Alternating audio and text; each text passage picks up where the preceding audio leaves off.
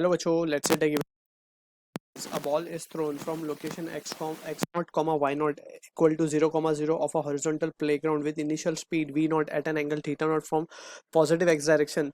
The ball is to be hit by a stone which is thrown at the same time from the location x1 y1 equal to l comma 0.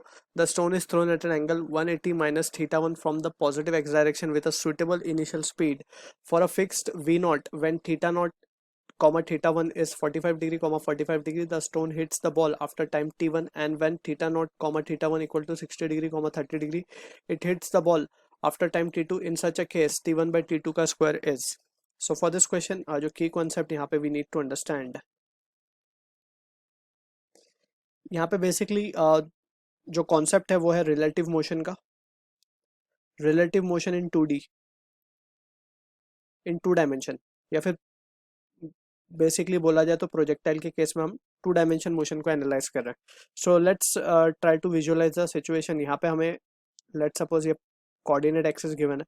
यहाँ से हमने एक body को v naught speed से project किया है. ठीक है. सो इसका कोऑर्डिनेट 0,0 बोला गया है with initial speed v naught at an angle theta naught, और एंगल हमें गिवन है थीटा नॉट. ठीक है. From positive X direction the ball is to be hit by a stone which is thrown at the same time from location l, 0.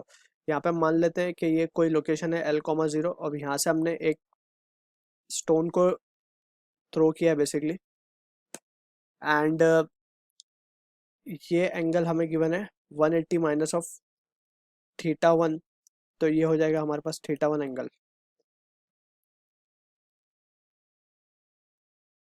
Right. इसके बाद अगर हम देखें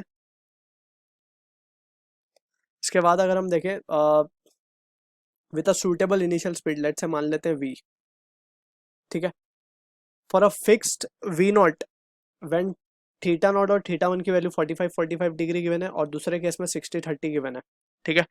सबसे पहले यहाँ पे हम ये समझ सकते हैं कि जब ये पार्टिकल एयर में होंगे तो एक के रिस्पेक्ट में दूसरे को अगर हम देखें, लेट्स सपोज हम मान लेते हैं कि ये हमारा सेकंड ये स्टोन है, दैट इज यहाँ पे ये स्टोन है बेसिकली. तो ये स्टोन है हमारा और ये है हमारा बॉल. ठीक है ना.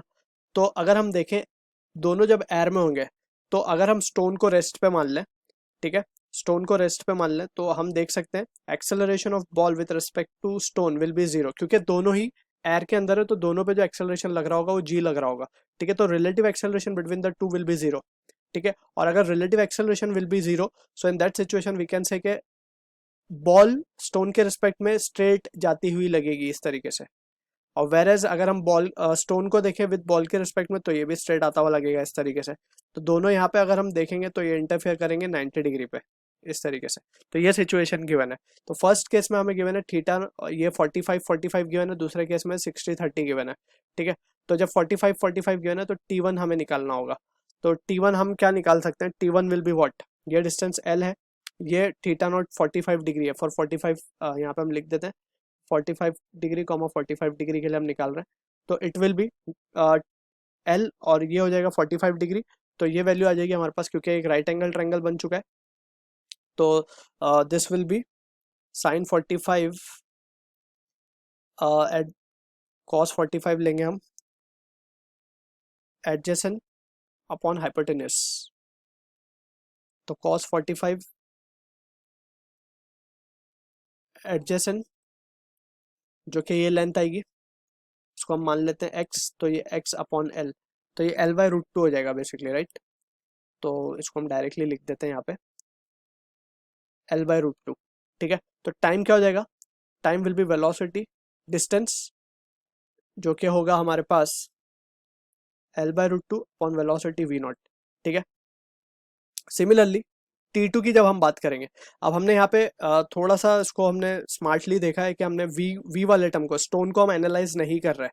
राइट. क्योंकि स्टोन की वेलोसिटी के बारे में हमें पता नहीं है, वेरेज ऑन द अदर हैंड हमें इसकी वेलोसिटी पता है v नॉट है. तो हम यहाँ पे इसको, ये फिक्स भी है इसके लिए हम इस बॉल को एनालाइज कर रहे हैं. ठीक है. तो यहाँ पे जब T2 की बात होगी तो थीटा एंगल कितना हो जाएगा, अब 60 डिग्री हो जाएगा. तो T2 के लिए हम देख सकते हैं 60 डिग्री 30 डिग्री है, तो थीटा नॉट इज 60 डिग्री. तो ये जब 60 होगा तो cos 60 विल बी हाफ, तो ये l/2 आ जाएगा सिंपली. तो l/2 और ये हो जाएगा v नॉट. ठीक है, तो T1/T2 चाहिए हमें। तो T1/T2 will be equal to what, यहाँ से अगर हम देखें तो L/V0, ये तो कैंसिल ही हो जाएगा। तो T1 को हम लिख सकते हैं 1/√2 इंटू T2 को लिख सकते हैं 2, तो ये आ जाएगा √2। अब हम इसको, इसका स्क्वायर चाहिए बेसिकली, राइट, तो इसका स्क्वायर कर देंगे,